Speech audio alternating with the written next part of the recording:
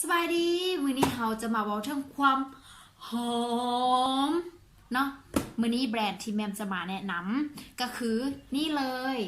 Harmony Whitening Perfume Body Lotion Skin 77นั่นเองเนาะคือตัวนี้จะมี3กลิ่น3สไตล์ให้เราเลือกเนาะนี่เลยจ้ะ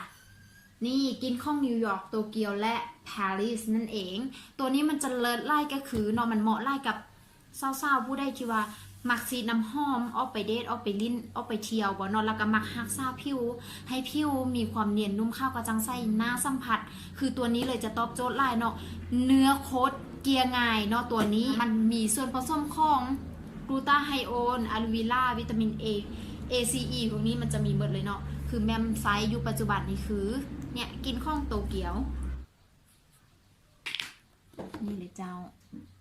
เนาะเนื้อมันเกลี่ยง่ายไล่เกลี่ยง่ายซึมไว้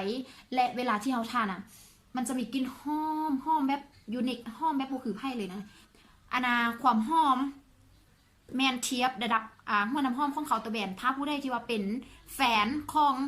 น้ำหอมจะรู้เลยว่ามันเป็นหัวน้ำหอมของเขาตัวแบรนด์จริงๆมันจะข้าวกระจ่างใสแล้วก็เนียนนุ่มซุ่มซื่นผิวนี่นะโคตรนุ่มเลยเบาแท้นุ่มแล้วก็มีกลิ่นหอมแบบมันสามารถผ่อนคลายได้ผ่อนคลายอารมณ์ใดๆเวลาที่ว่าเฮาเฮ็ดเวียงเมื่อยบอกเฮามีความซีเรียสอยู่ในตัวสินะมันช่วยได้เนาะกินหอมนี่มันจะช่วยได้